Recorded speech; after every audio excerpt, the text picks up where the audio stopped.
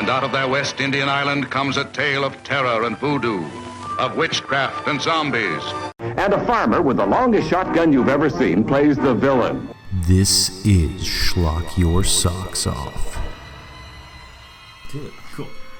Well, hello, ladies and gentlemen. This is another episode of Schlock Your Socks Off. I'm Mike, and this week I'm joined by Drew once again. Howdy. And one of my dearest friends, writer, singer, actor, star of Oedipus the Musical, Willie J. Sasso. Howdy. I paid him the only $7 I had in my pocket to say that. And I have no resume whatsoever. So. Yeah, exactly. Except for the fact that Drew's literally the only one here who's directed a feature film. That's also That's true, but technically Bill has produced a feature film.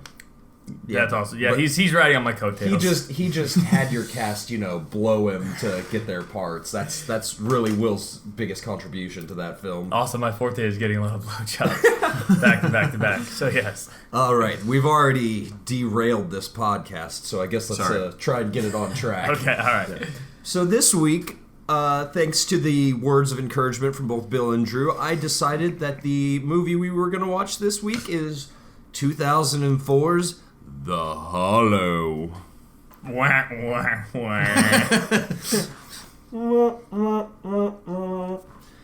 For those of you who aren't familiar, it stars Kaylee Cuoco from 8 Simple Rules back in 2004, Nick Carter from Backstreet Boys, and featuring the premiere role of Kevin Zegers From Air Bud. Oh yeah. He's actually kind of a working actor, but... Is he still? Yeah, I think so. Actually, it doesn't look terrible. Looking at the back of the movie case, it doesn't look terrible.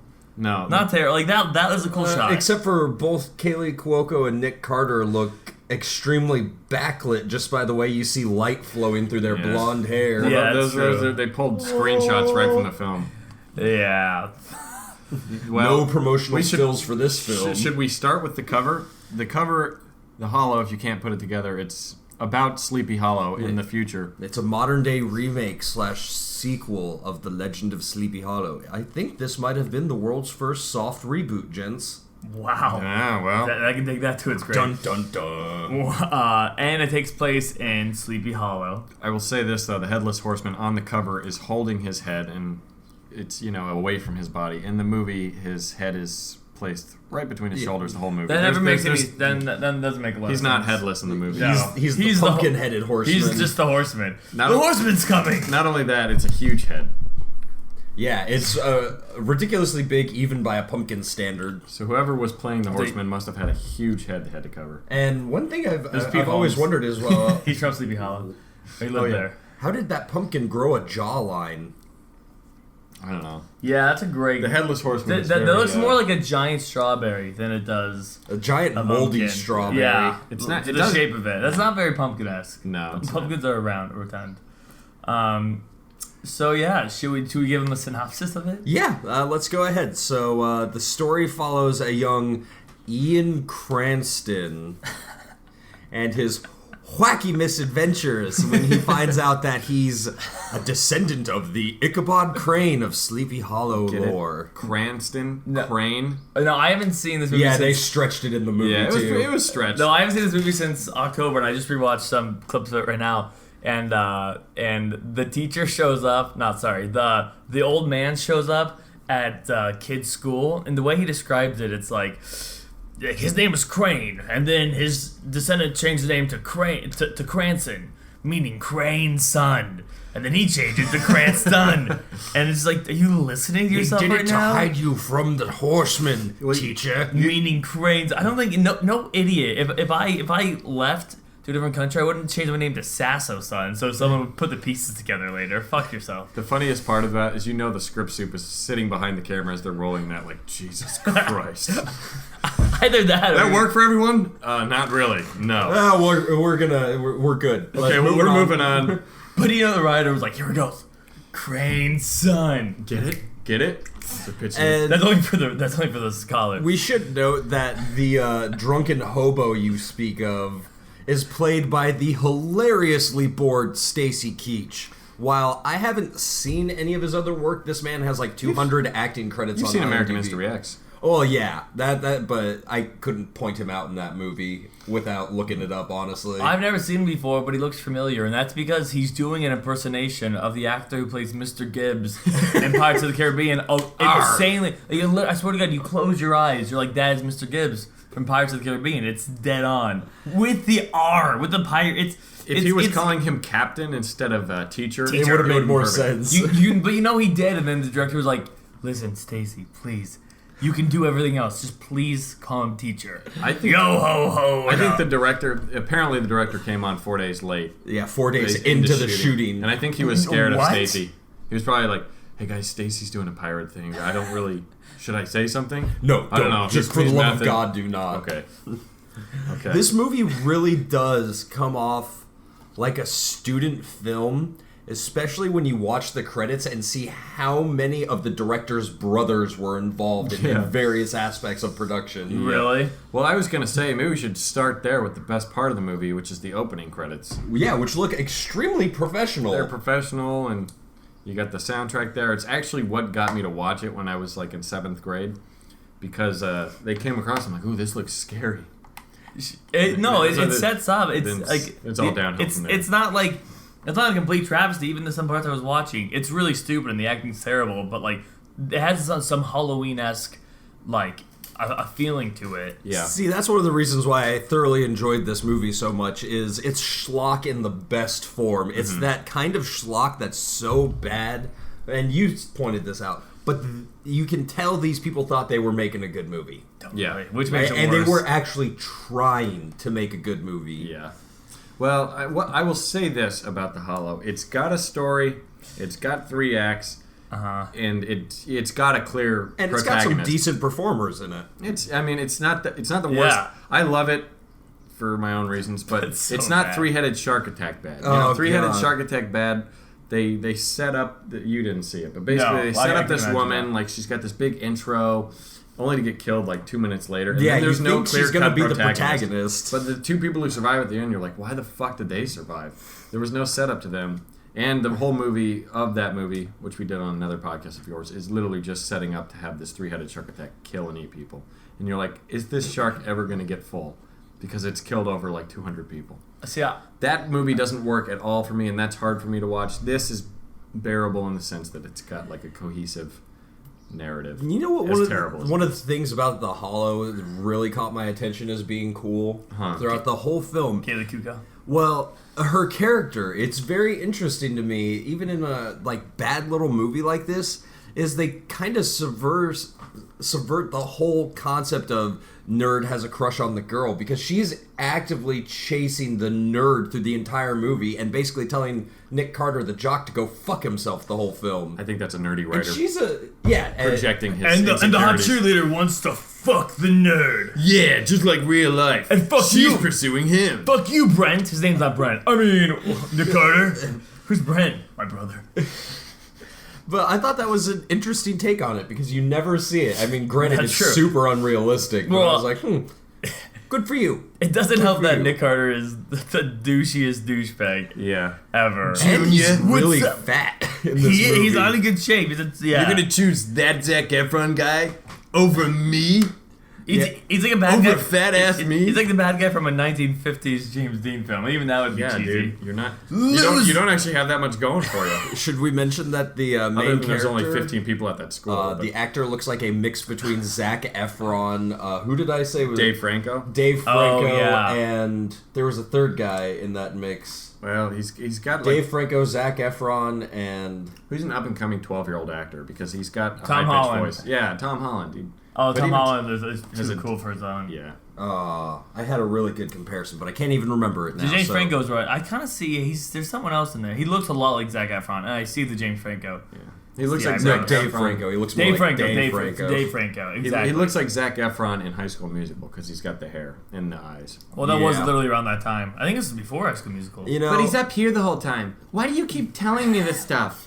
for as middle of the road as this film outta is, here. it boasts a surprisingly big supporting cast. As we No, mentioned, it's surprisingly Stacy good. It does. Keach, who has like 200 credits to his name, Judge Reinhold. Yeah, Yeah. dude. Who he was part of the Brat Pack back in the 80s, wasn't he?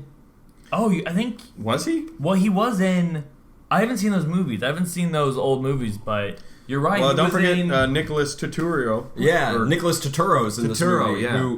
That's the popcorn. I was eating popcorn. Oh, and yeah. guess who he is? He's John Turturro's younger brother. I didn't know Yeah. that. Oh, you know I thought you were gonna say John Leguizamo, but He does sound a lot like John Leguizamo. He has that. Really, that's John Turturro's younger brother. Yeah. Let's not forget Damn. Lisa Chess, though. Who? I mean, this isn't a movie without Lisa Chess. Is that the mom? It could be the mom. It could be that teacher that's like way too intrusive. Oh yeah, and you guys are gonna have babies soon. We're in high school. I know, but they're like way too okay Invite with me to everyone the saying wedding. Oh, there's not going to be any wedding. Just hot, sweaty sex.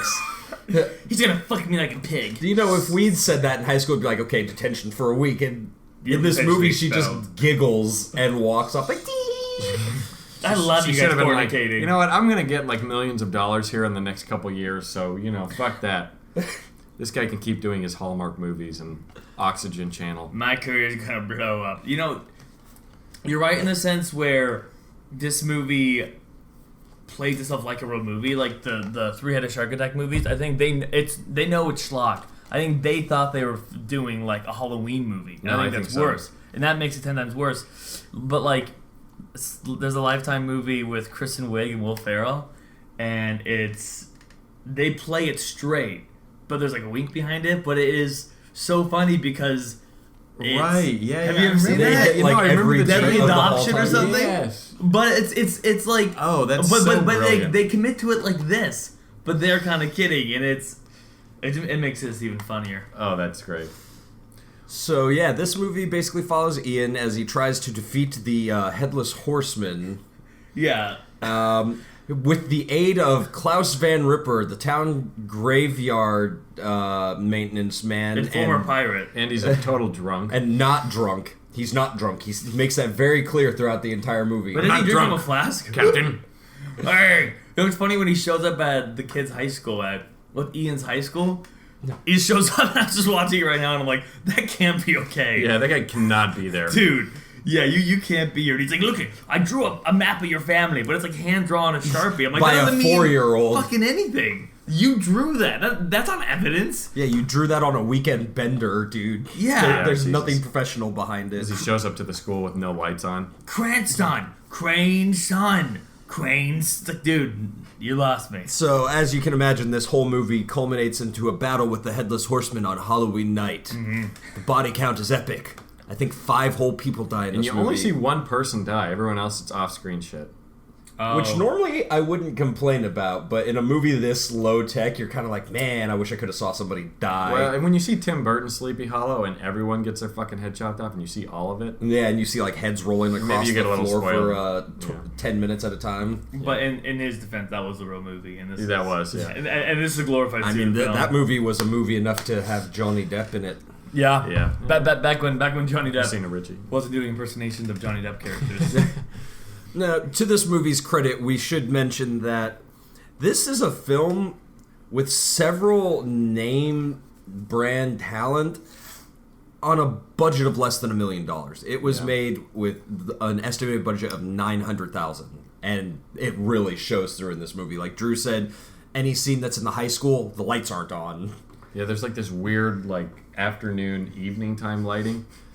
But it's not just that. It's this movie takes place literally over one evening and one long day. But the day is so goddamn long, it doesn't make any sense. And the night before is so long too. Yeah. You know the night before when like Yeah, Oh, like, he's doing and his then- little presentation for Oh, the so kids. we should talk about that. The introduction to the character is it's supposed to be like this introspective art thing, and it's the gayest thing ever. He's telling a bunch of 5-year-olds the story of the Legend of Sleepy Hollow, but he takes 5 minutes to describe how Ichabod Crane walks like a crane. And you can't even pay attention because you're like, yeah, I'm not invested in this He's story. a This kid's terrible fruity. storyteller. Yeah, he is. And he walks like he has a long neck. And everyone's laughing. You're like, that's not Mom, funny. I'm leaving. This is retarded. Well, and it's funny because like at that moment, Nick Carter gets up and leaves, and I'm like, yeah, that should be everyone. Yeah, but the funny part is Kaylee Cuoco during that scene, she's like, I'm gonna stay, I'm enjoying this. It's like, I can tell very clearly by your face, you are not enjoying this. This is fun for me. There's only 4 seniors at that school. She's got to support them, you know? I don't have much of a choice. I'm done dating that guy. Basically, it's CAC. So basically, there's that. Okay, so he does that. Then he's driving Kaylee Cuoco home.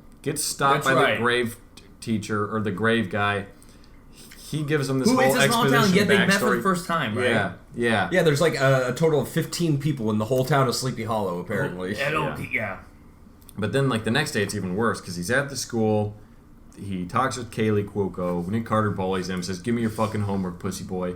Then, like, that teacher comes up and is like, "Hey, can you learn all these lines for the thing tonight?" The hayride. The hayride, yeah.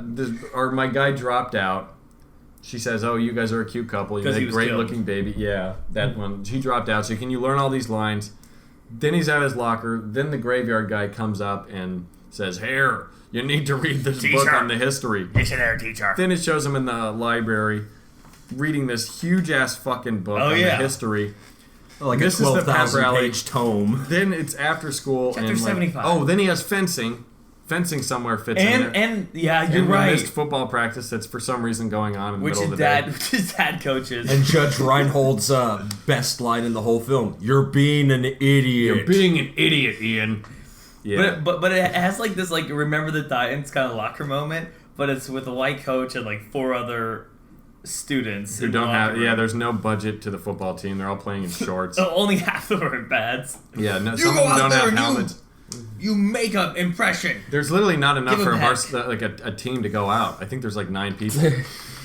Sir, we don't have an offensive Yeah. line. There's not enough people. So Jesus Play. Christ. So there's that bit, and then there's the bit after school where him and Kaylee are talking, and Nick's Which- bullying him. Go ahead, tell the The extra bit. magic extra. The best part of the movie. Literally What? every I forgot time what happened. during this scene, it's like what, maybe 2.5 minutes long. Yeah. There's a kid in a an red shirt and extra, black. a red shirt, black pants. Every time they cut, he's in a different spot, but it's definitely him. So I was saying, like, we did this on found Yeah, we footage where, did. like, if you were to really pay attention, you'd see there's only like 12 kids at this school. Not even.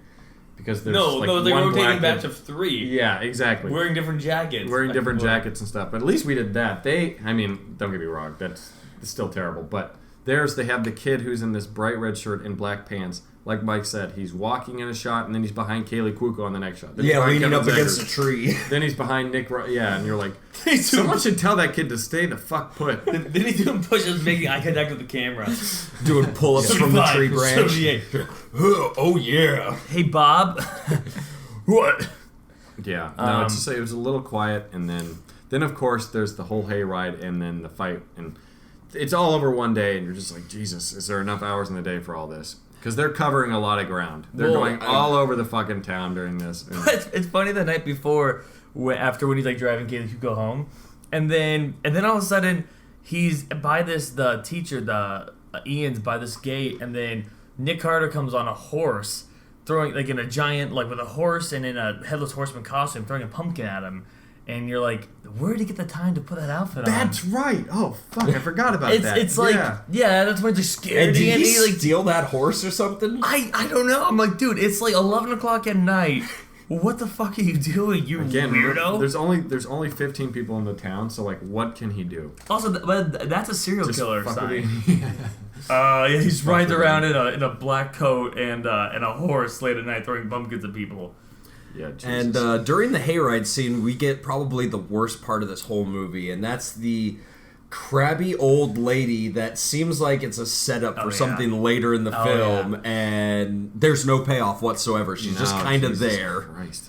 That's right. She's like there to review it or something. She's like a mayor. I'm just here to make sure nothing bad happens. You don't break anything. This hay is uncomfortable. That lady. I'll try and talk to the organization after the hayride, but I can't It's do anything hay. about it right now. It's fucking hay. Yeah. No, there's that Lady. bit. But then there's and like they witness a murder. then there's the idea too that there's like everyone who's set up to like do like the scares and stuff along the way. Kaylee Cuoco is like the dead corpse bride or whatever. Yeah. And you realize, oh, she's been standing out by herself for hours. In this spooky ass field. Yeah. In heels with the face paint, which fades and then gets brighter, then fades, then gets brighter again throughout the film. I swear, when they cut away from her during those chase scenes, she's like whipping out foundation and just oh god, if I'm gonna die with a full white face. You mark my words. I'm like, don't cover Kaylee Cuoco's face. She's like the one saving grace in this film. It barely. She's very attractive in it. But there's, I don't buy her attraction to the main character Ian because she's like he's funny, he's good looking. I'm like, you're like, no, he's not. I haven't seen any of that. It's like, hi. He's like, hey. Sorry to people. Sorry to offend everyone out there. Oh god. I'm not sorry. If you got offended by that, and this isn't the podcast for you. Yeah, Why is the horseman want me? I can't be related. It can't be. What, you're gonna attack my dad, Headless Horseman? Chase me. Come chase me. You're gonna fuck this kid over and Nick Carter. And I can't remember the ending, but they have a weird setup where like in the end it's almost like Nick Carter and her are gonna get together, but then not. Yeah. Like Nick Carter kind of redeems himself. Saves him. And also the ending, it has the old man and Nick Carter like becoming buddies. Yeah, that's the Oh, only right, there's reason 3 Nick. books. Yeah, Captain. that's the reason why Nick Carter stopped being You're my a captain. dick. This drunk ass caretaker of a graveyard was like, "Hey, Nick Carter, you stop being a douchebag. When I write the story about this, I'm gonna portray you as a hero, not a little pussy like you are." Yeah. Oh, he says that more or less, doesn't he? Like, I'll portray you as a hero. Yeah, and that for some reason Nick Carter just takes that at face value. Like, Yeah. well, okay. And then he makes his triumphant exit. Hey, Coach, wait up. Like, what? You're gonna go hang with Coach? Where are your parents, Nick Carter? It's midnight. Nick Carter, are you homeless? You have a lot of free Maybe. time. You don't have any. I don't see any parents or anything. Well, Kaylee Cuoco is like I live the only here. girl in the town. And Yeah, it's kind of like a Smurf society. Well, There's we- Smurfette and nothing else. we know Nick Carter's from the inbred family down the way. They should have had the whole Carter family in there. Yeah, Aaron. Aaron, all of them. Jesus. What's his character's name? He's Bron Bones. What's his? Is it like, listen, Bucky Benson? Is it something like that? Bronson. I don't Kill think they yourself. ever say his So first name. if you guys yet. can talk about more of the brilliance of that film, I'll look it up. Well, real we quick. should talk about our favorite part. I don't know how much time we got, but we should talk about our favorite part. Okay, so shortly after Nicholas Turturro gets beheaded, while he arrests Klaus Van Ripper, Yeah, he's our beheaded. drunken caretaker. Brody, you were right. Brody. It's Brody. Brody. Of course There it is. But so there's a good like 2-minute scene where Klaus Van Ripper is trapped in the back of this squad car because the sheriff's dead, and you can tell at this point Stacy Keach had just had enough of being on this film set because he's not even trying. He's just sitting in the back with the window cracked. Help! Oh, help! Somebody help me! Help! It's the funniest thing. It's literally, it's just like who directed Social Network? Aaron. David Fincher. Okay, it's like the director was trying to do a David Fincher thing, doing like 100 takes, and finally, like on the 50th take, it was probably honestly the second take. This guy's like, "Fuck this! Help! Oh help!" He's completely tuned out. Oh, I'm dying. Help me out, please. Oh no. Help. Oh please. Didn't you say you were watching like the trailer and the very top comment was "Oh help"? No, right now. I was watching the movie right now, and the first comment that was 4 days ago, the lady says, "Help! Oh help! Help!" 4 days Laugh ago. my ass Man, off. that's so funny. Yeah. What a weird thing. Help! Oh help! Yeah. Who would discover that film? I don't know. I don't know. You did, dude. That's I hilarious. literally on Sci-Fi Channel. It was Halloween. I would watch all those Halloween movies because I was, a 7th grader that was a douchebag. It will roll. So Oh my. Help! Oh help! Oh God, help! Help me now. one thing that I would like to bring up that I found honestly shocking about this film was distributed by 1, 2, 3, 4, 5, 6, 7, 8, Yeah. 9, 10, I love it. The 11, heads 12, will roll. 13, That's a tagline. You know, during that, like, what's his name? Stacy was just like, "Hey, Kyle, fuck you! I'm gonna help myself to the catering table. I'm done doing this shit. bullshit. Arg!" It's a stupid movie. So yeah, this movie was distributed by 23 different Jesus distribution companies. That actually makes me kind of What? sick. What exactly? I mean, I know the distribution company is essentially their job is to get it put into theaters, correct? Well, or TV. Or I just you get it out. I think during Halloween time, this played all over TV. If I'm not mistaken, I think in 2004. Yeah, that 'cause would put it me shows about it was 7th released grade, in right? Spain, the Yeah. U.S., the U.K., Yeah. Russia, and Italy. Yeah. I bet it's huge in Russia. Yeah. I connect with the Stacy guy. You gotta feel They don't- kind they of don't like bad gay for people there, Italy, so though. they- This was they would fucking hate Kevin Exactly. Sanders and Nick Carter. Especially Nick Carter. gay I see right through them. You think that's a bad guy? I biked up Father's ear for birthday. Jesus. God, honestly, there's so much to talk about. People should really just watch it. You should watch the film. It's a really fun, stupid watch. It's Kyle Newman's The Hollow. Some legends never die, and there's a headless horseman holding a strawberry. Yeah, a strawberry.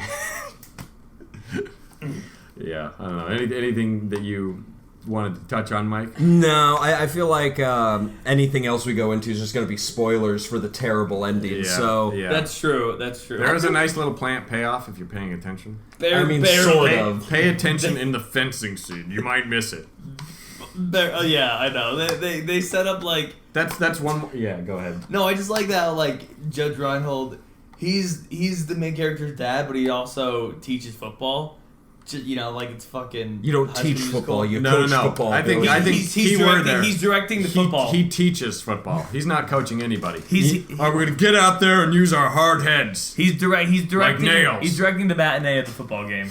But when I played, you had to be tough as nails. Yeah, and it's funny. I'm like, dude, your kid is so far from a football player. I don't think if anything should be. Yeah, I really wouldn't play. You should really sit out, son. It's you know what's funny too is I gotta say it was the fencing coach when he uses the move. I won't say it. The coach like screaming like that move is completely illegal and to get you ejected from any competition. But I like your enthusiasm. Yeah, I like your spirit, kid. I like your spirit. He just like total It change. turns on like, a dime. Jesus Christ! You're a piece of shit. You should literally kill yourself. Hey, but in nice form. Glenn, do you think we can get another take of this? No. No, you know Kyle Newman was directing him like that. Passion. I want you furious at him. I want you to melt his face. But be a little lighthearted. But then, yeah, just be really happy. Like give some shitty direction. Whenever I think about movies like this, I want to be on set and see if the director the whole time's like, God, dude, this me. is Or why he's like you want to become action. friends with like Kaylee Cuoco and stuff, just to be like, all right, as great as your career is, I want to hear all about the Hollow. Oh, see, that's how I'm going to become friends with her someday. I'm going to use your technique. I'm just going to meet her and be like, The Hollow's one of my favorite films. They've got great onset stories. I bet for as bad as this movie was, it was probably the most fun set to be on ever. I think like probably when everyone's aware you're making something like really shitty, except the director, I imagine it would be a lot of fun. It bonds you together. I do have a theory that the worst movies have the most fun sets. Oh yeah, and the best movies probably have the worst sets because of how stressful it is actually making a good film. As long as there's a good catering table, like you'll have fun on set. The simple things in life. Also, I think that attitude of like, yeah, fuck it, let's have fun because this is gonna suck. Yeah, it's the only we'll laugh on it years later. Yeah. Okay. All right. I think we've said everything that needs to be said. Thanks for joining me on Schlock Your Socks Off. Heck yeah. Thanks for having us, dude. If you guys enjoyed this, leave a comment on the YouTube page and tell us what movie you'd like us to review. Thanks. Help. See you help. Oh, help. Oh, help. See you next week, folks.